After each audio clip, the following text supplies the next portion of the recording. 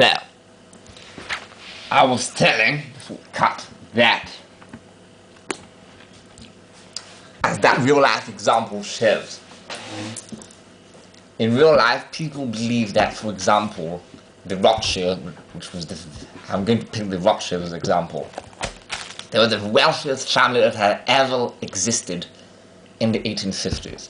And so people believe that all their descendants are more or less as wealthy or even more wealthy or a little bit less. There could be nothing less true.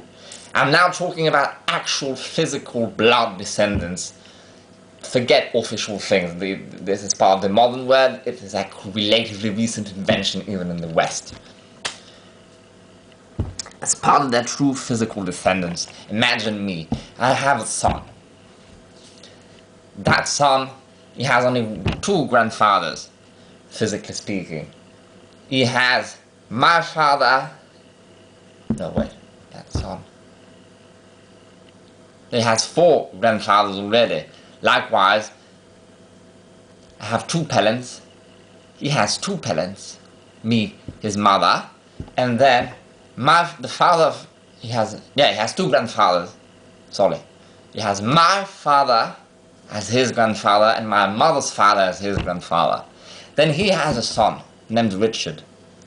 Richard has got how many great-grandfathers? He has got more, because he has got the grandfather. He has got my father as his grandfather, as his great-grandfather, sorry. He also has got my mother's father.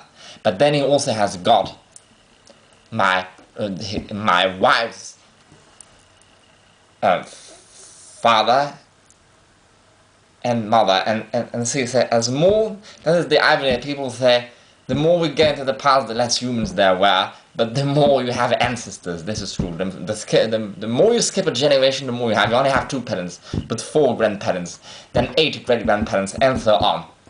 By that meaning that since the 1850s, imagine already how many Rothschild brothers there were in the 1850s. Each of those brothers and sisters had children, and each of those children, or most of those at least, that survived until the age of 30, had children in turn, and so on and so forth. They had today, in 2023, how many not how many Rothschild who bear the Rothschild name, I mean actually how many physical descendants of the Rothschild are there. Maybe one of the physical descendants of the Rothschilds is an Indian toilet cleaner who owns 10 rupees a month, for all you know, and he may be as much also a descendant of the Rothschilds. Does he have as much wealth? Does he have the Rothschild name? Does he even know he's in any ways related to the Rothschilds? Absolutely not. So,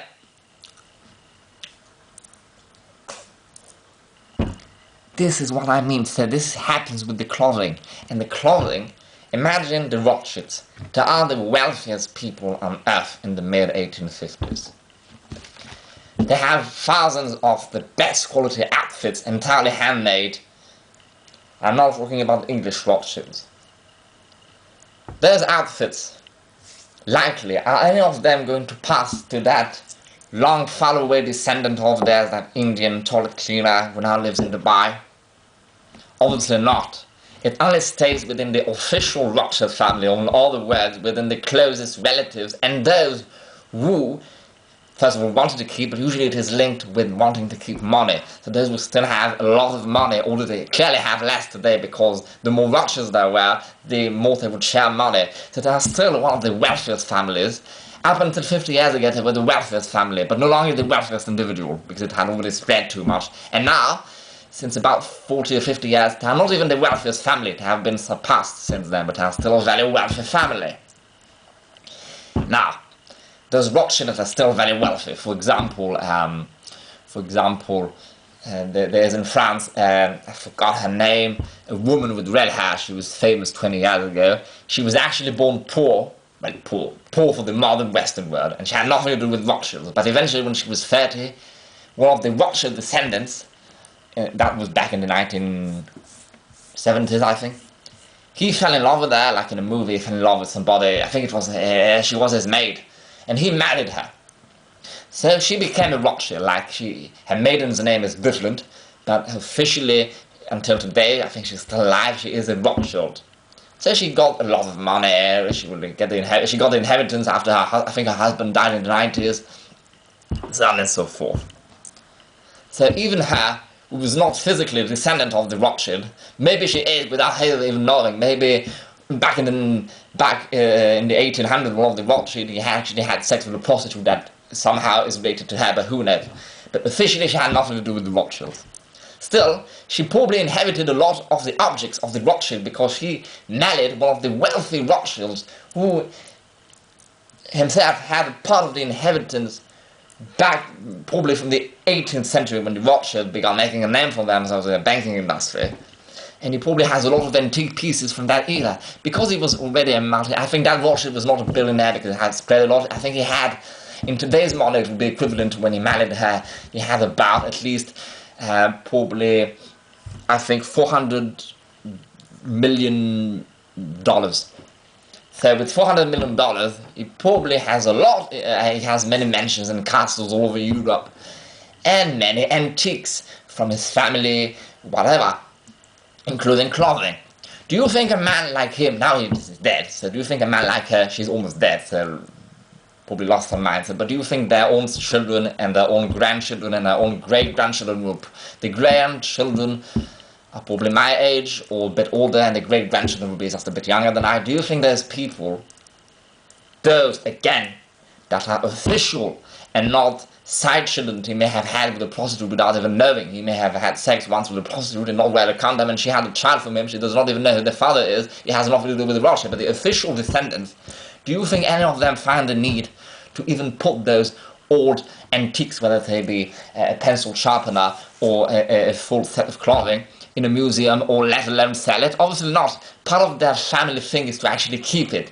So they keep it, nobody knows it even exists. So those people, they might have kept a lot of pieces, although a lot of pieces will not have been kept, because until the 1950s at least, it was the custom within those old aristocratic families, even the super rich ones, to give, because they would change clothing all the time, they usually wear their clothing a max for a season, and then even if it was new-like, because their life practically went from changing from one outfit to another one, to going from one cigar living room to another one, and barely doing any physical work. So their outfit would look even new after a season, but they would give a lot of them, and traditionally they would give them to their valets, which was basically one of the house-serving positions. And the valets in turn, the valets of the Rothschilds, I can tell you, they would be wealthy. But then in turn, they might give it to some of their family members who were less well-to-do. They might sell some pieces. And so again, from the moment they gave it to one servant, even if they gave it, okay, maybe not if it is like the family butler that has been there for 100 years, but except if it is him, it is sort of saying goodbye to the clothing for historical purposes, because that valet, he may be wealthy on the spot, but he has nothing to do with the Rothschild's wealth. And to him it is something to wear, and he might wear it until it is a good piece of clothing. And so again, it falls into the same wheel. Let one say I am the Rothschild in 1850. I have my everyday wear, and it is a more casual ensemble that one sees a lot of in the photographs, and especially because the photographs are fashion illustrated, are black and white, and artificial intelligence does not know how to really recreate the true colors. That we do not know what truly, we tend to think they're all dressed in black, but truly, when one observes book descriptions and also especially fashion plates, one realizes that most people were not dressed in dark most of the time, at least not in black or dark grey. Or max only the coat, like the frock coat, was dark grey. So one wonders why only the black ones survived. Well, because they were everyday wear. Mr. Rothschild, multi-billionaire in 1890, let one say. He passes it to his wealthy, now, let one say, almost, basically because he's the personal valet of Mr. Rothschild, one of the richest men on earth, he's probably upper middle class as valet. He passes 3 outfits. 2 informal ones. One is light tan, striped. The other one is medium brown with a check. Suits. And the other one is formal and dark. He passes those 3 outfits. They belong to the valet. The valet, what is he going to do? He's going to keep the black one for the formal occasions, most formal business occasions, but because he's a valet, he does not have formal business occasions. The most formal, maybe at the death of somebody, for a wedding, so on and so forth. So it barely gets anywhere.